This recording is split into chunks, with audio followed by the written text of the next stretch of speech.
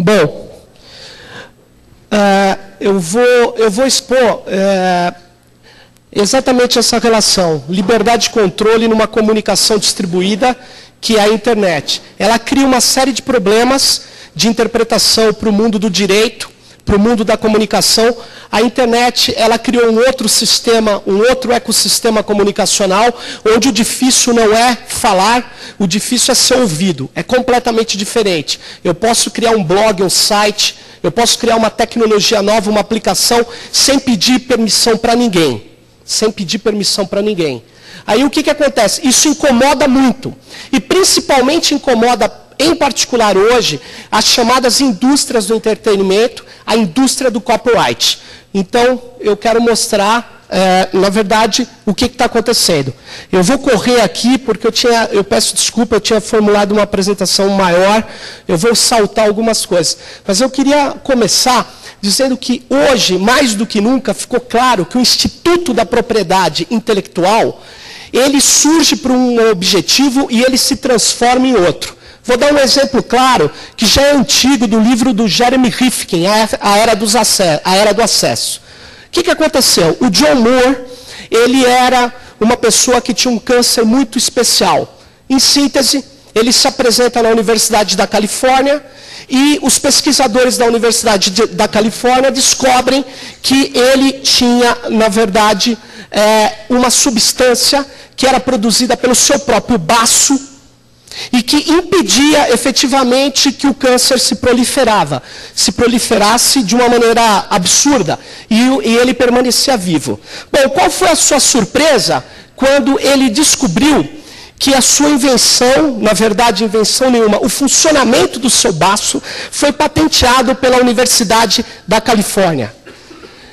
O funcionamento do baço dele foi estimado numa patente de 3 bilhões de dólares. Aí o que ele fez? O Moore entrou com um processo contra a Universidade da Califórnia, não porque ele fosse favorável ao compartilhamento de ideias do conhecimento científico. Ele entrou porque ele disse, o tecido é meu, o funcionamento é do meu corpo, eu tenho o direito de ganhar uma parte dessa descoberta. Pois bem, na verdade, esse cara aqui, o John Locke, ele é um teórico da propriedade muito importante, aí muita gente conhece, então não vou perder muito tempo. Ele diz o seguinte, ele tem até uma concepção interessante, que as pessoas nascem com direito à vida e à propriedade sobre tudo que moveu com as próprias mãos, na verdade como extensão do seu corpo. Então, na verdade, essa ideia de que a propriedade como extensão do seu corpo e o seu próprio corpo é a sua propriedade. Mas a justiça californiana, a Corte Suprema da Califórnia, sentenciou contra o pobre do Moore e disse o seguinte, que ele não tinha direito ao funcionamento, à propriedade do funcionamento dos seus tecidos. Mas quem tinha direito era a Universidade da Califórnia. E esse caso é paradigmático. Mostra uma questão muito importante, que é o seguinte, uma descoberta começou a ser patenteada. Descoberta sobre mecanismos claros de funcionamento, de formas de reprodução da vida, estão sendo patenteadas. Então a pergunta é, qual é o objetivo daquela patente? O que está em jogo hoje, e cada vez mais está em jogo quando a ciência passa a ser algo aplicado diretamente na produção. O que está em jogo? Né? A questão é, por que você patenteia hoje? Principalmente para incentivar a criação. Se você for ver uma série de pesquisas, algumas eu vou falar, o processo de patentes hoje, ele tem muito mais fundamento para ser um bloqueio ao conhecimento tecnológico do que uma raiz e um incentivo à criação. Um estímulo à inovação. Eu queria mostrar algumas patentes que você tem nos Estados Unidos, no caso de software, e que a gente não aceita no Brasil.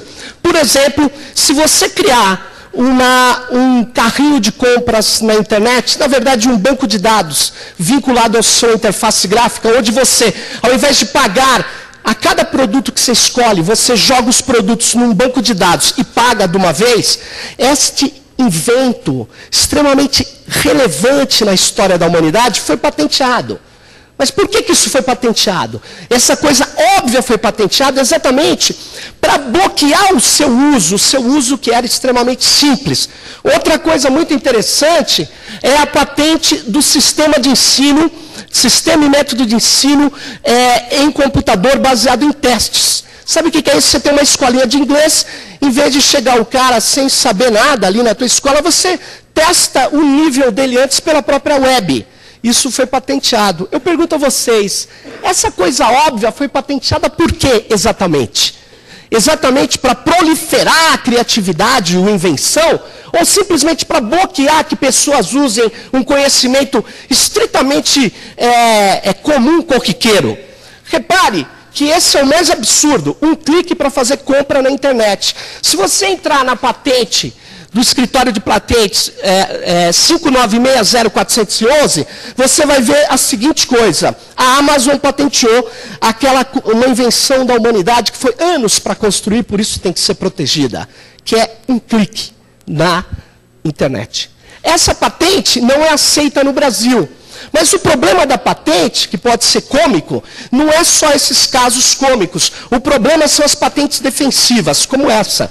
Método e instrumento para transmitir energia e dados usando o corpo humano. Na verdade, isso não existe ainda, mas já existe a patente. Já existe um grupo de advogados preparados para quando você conseguir fazer algo parecido, você vai ser acionado judicialmente por uma grande corporação.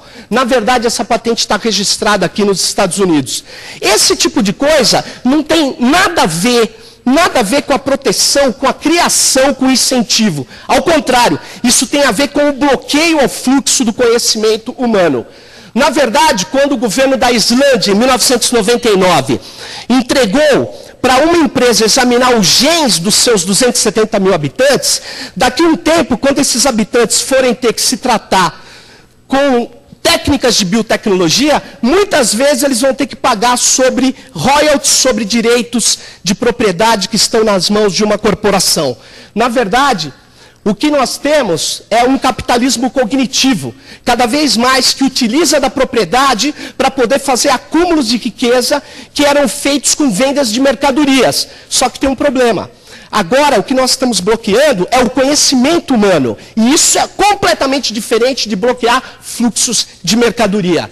E a reação que se tem é muito engraçada, muito inusitada. Repare que todo mundo já deve ter ouvido falar de biopirataria, conhecimentos tradicionais que são levados embora e patenteados contra o interesse das comunidades indígenas, comunidades caiçaras, comunidades da floresta. Repare que interessante. Esse é um site do Instituto Brasileiro para a Propriedade Intelectual dos índios.